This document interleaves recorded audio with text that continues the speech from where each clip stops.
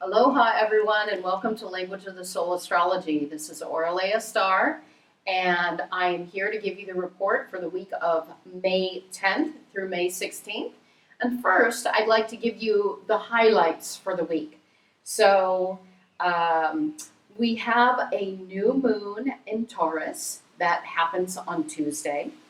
And on Monday, today, Mercury is conjunct the North Node. Monday and Tuesday, the moon will be in Taurus. By Wednesday and Thursday, the moon shifts into Gemini, and then she moves on into Cancer on Friday after a short void of course moon, and we'll talk more about all of these things. This is just the overview for the week. Saturday and Sunday, the moon is going to be an emotional Cancer. There's going to be a lot of nasty connections between planets, potentially some squabbles, some arguments, and old pain being triggered, which gives us a chance to work on some old triggers and some new behaviors. This does offer us the opportunity to change our behavior, to respond and to react in new ways that give us a sense of self-worth and a sense of self-esteem and lead to healing rather than more hurting for both ourselves and others. Right, so Tuesday, May 11th, there is a new moon at 21 degrees of Taurus. I think that happens exact around noon in standard time. And so what is a new moon? A new moon is a time of new beginnings. We have a new moon every month. Each month we have a new moon in the next zodiac sign. So next month we'll have a new moon in Gemini. But for Tuesday we have a new moon in Taurus. And it's helpful to know where Taurus falls in your own birth chart. For me, it falls in my 6th house, which rules work and health and daily routines and work and service and learning new skills. So I know I'm going to be setting new intentions in that area, maybe some new health regimes. I'm actually signing up for some new work and some new endeavors, so I'm right on cue with that. And this might be a great time to mention that if you're interested in having some direction or figuring out where your new moon is in Taurus and in your birth chart, you can go onto my website at aureleastar.com. That's ORALEA star with 2 R's.com, and check out my readings page, or you can just send me an email or contact me and simply ask me, hey, where's this new moon happening in Taurus for me? And I can let you know. So the day of the new moon itself, oftentimes the energy feels a little low. It's the darkest day of the month, and when we look up in the sky at night on a new moon, we don't see the moon at all because the sun and the moon are together, and so the light is being blocked, and they're coming together, and it's a time of new beginnings, a time to set new intentions in what is Taurus about? Taurus is about presence and being in the present moment, learning how to be in silence and have a sense of belonging with others and with nature, a sense of comfort. Taurus is an earth sign, and it's sensual and it's physical, and it's tuned into pleasure and beauty and what Taurus finds beautiful. It's also about security and our money, our finances, what we own. But it's also about what we own on the inside, our self-worth, our self-esteem. So while we're thinking about this new moon in Taurus, we may be thinking about new intentions and setting new intentions in some of those areas of our life surrounding security, both our inner wealth and our outer wealth. There's a lot of things happening on Tuesday that are, a little tricky. There's some power struggles as the order of the day between Mercury, the mind and our thought and communication, and Pluto, which is truth. But because they're squabbling, there could be some arguments with others, particularly when our truth is not the same as that of whom we're speaking with. And so there can be arguments, and people can be getting kind of hot under the collar, and energies may be low. And so while that new moon in Taurus is seeking peace, there's also a Mars-Chiron square, which puts us in touch with our pain. I mean, it's about our sense of early abandonment or rejection, or of not being enough, that we've carried with us since childhood, maybe since other lifetimes. And so we want to be careful on Tuesday to try to respond in different ways that don't hurt ourselves and that don't hurt others, because to whatever extent we hurt others, we inevitably will hurt ourselves in the same way. And it just perpetuates that pattern of not feeling enough and not being enough. Mars will also be connecting with the planet of Uranus, which is about breakthroughs and doing things in new ways. It can be very enlightening. And so it does give us the opportunity to reach some breakthroughs with our triggers. So if you get any intuitive impulses that seem like something new and seem like something exciting, tune into those feelings. If something feels exciting and feels right and gives you energy, then go with that and let that be the direction. And if something gives you anxiety and makes you feel bad and makes you feel like you're sinking, then that's probably not really the truth. So we want to align with our truth. And we want to eliminate all of the things that stand in the way of that truth. It's time to really cut the crap, whether it's things that we say, whether it's beliefs that we hold, whether it's too much that we're taking onto our plate. So Tuesday is a really full day with that new moon in Taurus, and getting grounded and being secure, but we have to work through a lot of insecurities to move forward. So before I move on to Wednesday, I want to talk about the first planet that went retrograde, which was Pluto last week. And we're going to have Saturn go retrograde this week, over the weekend. But I want to talk about Pluto again briefly, because I feel like it goes along with this new moon in Taurus and all of the letting go that we're being asked to do. Pluto, as I said before, is one of the most intense and powerful planets circling in the cosmos. And themes are focused on our deepest selves, our psychology, transformation, the subconscious. And Pluto's energy is about evolving and making changes.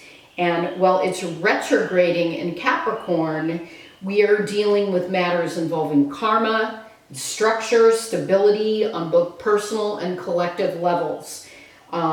So we may find that we are oriented towards our career and our status right now, and ready to get rid of obstacles that are standing in the way of us moving forward. This could be job changes. This could be upgrades within your job. Maybe you go into a totally new field. But basically, this is a process that's going to be happening through the rest of the year, where we're kind of it's like going through a closet or going through a bunch of drawers and going through a bunch of old stuff and deciding what you want to keep and what you want to throw away. Only what we're deciding to keep and what we're deciding to throw away is coming from our own psyche. What is in there that is outdated and not working for us anymore. Pluto in retrograde really puts us in touch with the man, the woman in the mirror, and we're really looking at ourselves and having a meeting with all parts of ourselves, including that shadow part of ourselves. And being able to ask ourselves, the shadow isn't always a bad thing. It gets a bad rep. There's a reason that we have that, and sometimes sometimes we need that shadow side of us to get angry, to get ourselves out of something. But also we want to make sure that all of that is working for us.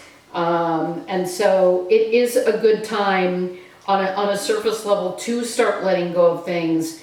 Clean out a drawer, clean out a closet, and let that be the catalyst for cleaning out your own psyche. All right, let's move into Wednesday, May 12th, and the moon will enter Gemini. By the time we awaken, the moon will have flown and fluttered into Gemini, and things may feel a little lighter.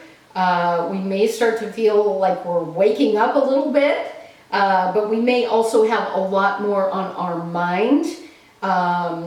You know, with a nice Mercury-Saturn trine, though, we may be able to tune into a little more logic and objectivity, and even that inventive genius. You know, Monday and Tuesday, and even over this past weekend, the energies have been kind of heavy, and we've had the new moon energies and that earthy Taurus, and all of those kind of squabbles between planets, and maybe getting triggered into some old pain and some old hurts. So Wednesday to me feels like a really nice light day, and I have a lovely dog here who's licking my arm. I don't know if you can see her, but she's so sweet. And it's almost as if she's confirming that Wednesday is maybe the best day of the week. It's the day I'm hanging my hat on to try to tune into some optimism. You know, when the moon connects with with social and beauty-seeking Venus, maybe if we cleaned enough things out of our drawers and our closets, we might be ready for something new, something pretty. You know, we might be ready to hang out with friends and tune into our values. There's also a beautiful Sun-Neptune connection on Wednesday that can tune us into our imagination and music and romance and a sense of enchantment. Sun-Neptune can also give us the urge to escape. And for people who struggle with addictions, this can be hard because Neptune also kind of rules, you know, not just meditation and dance and yoga and imagination and fantasy and all these lovely, beautiful rose-colored glasses types of things. It also rules addictions and jails and institutions and self-undoing. So we want to tune into the compassion and the sense of oneness and the beauty, but not the self-undoing. But overall, Wednesday seems like a nice, light, positive day, unless, of course, in your own astrology you have something heavy-duty going on, which reminds me that this is a good time to remind everyone who's listening that the report that I'm giving is based upon the movement of the planets as they are and the relationships and connections that they're making to each other at any given time. But then we have our own birth chart and how those connections are overlaying and playing out in it. So this is kind of collective energy that I'm talking about that I think most people will feel on some level.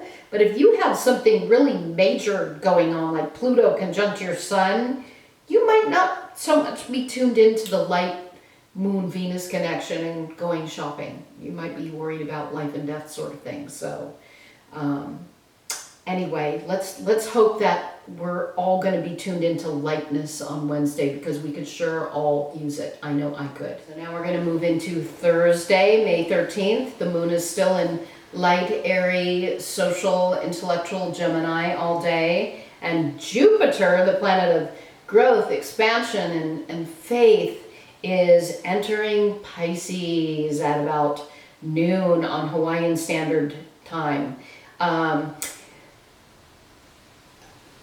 Jupiter will be in Pisces for about 11 weeks, at which point it's gonna retrograde back through Pisces and go back into Aquarius. We'll talk about that later, but for the next 11 weeks as Jupiter moves through Pisces, you know, think of Jupiter as our as what we put our faith in, where we put our belief systems, where we want to expand, where we want to grow, where we want to learn more about philosophy, and where we tune into synchronicity.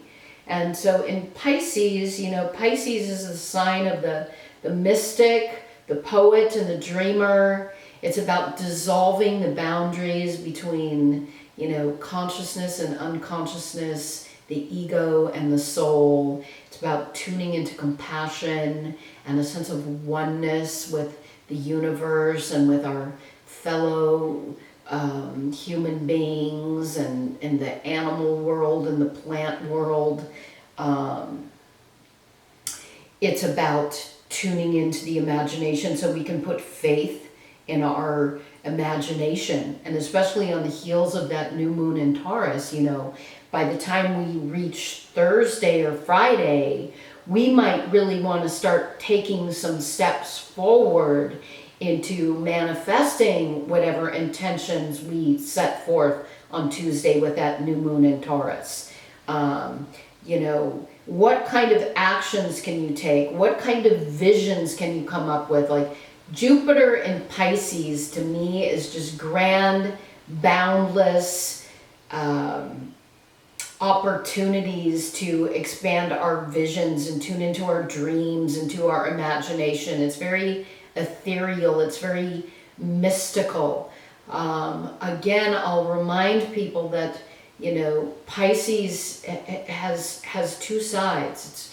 It's symbolism are the two fishes, and so you have the one fish swimming towards higher levels of consciousness and unity and compassion and tuning into that divine love, maybe through meditation, dance, creativity, imagination.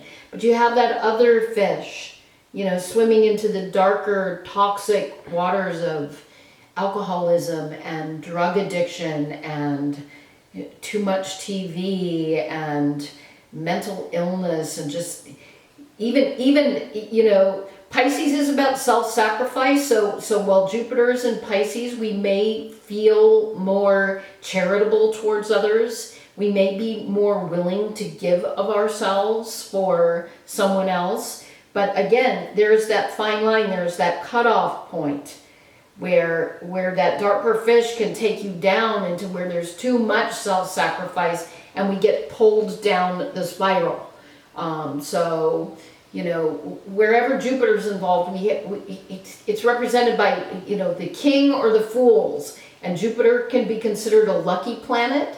And it's very inspired and optimistic, but also prone to overindulgence. And Pisces can sometimes be vague and unclear. So we really just want to maybe check in with others from time to time, make sure that our visions and dreams and imagination and these big directions that we want to go in actually are rooted in reality, and not just a pure fantasy world where we bet the house on the long shot. It's Friday, May 14th. We have a Gemini moon. We awake with the last of the Gemini moon at around 9 o'clock in the morning. The moon goes void of course for about 6 hours. And so what does that mean? It means that during that 6 hours, the moon is not connecting. It's not forming a relationship or communicating with any of the other planets. And so when the moon is void of course, we may kind of feel like we're drifting a little bit, which isn't such a bad thing. But it's also typically not a great time where we want to make a lot of big decisions or sign on our life away on the dotted line, because emotionally all the dots are not connected. Around 3:30 in the afternoon on Friday, Hawaiian Standard Time, the moon will shift into Cancer, which is her home sign. Cancer is emotional. And it's basically its cardinal water, and Cancer is the sign of the mother, the nurturer, the caretaker, the counselor. It's very protective, and it can also be very moody and very insecure, and some of us do better under the Cancer moon than others. I personally have a lot of planets in fire and air, and so when the moon goes into Cancer, sometimes I I'm not liking all of the emotional quality and the insecurities that the moon in Cancer can sometimes spike. You know, our dreams may have been very, very rich on Thursday because we're still trying to figure some things out, maybe in our subconscious at night through our dreams.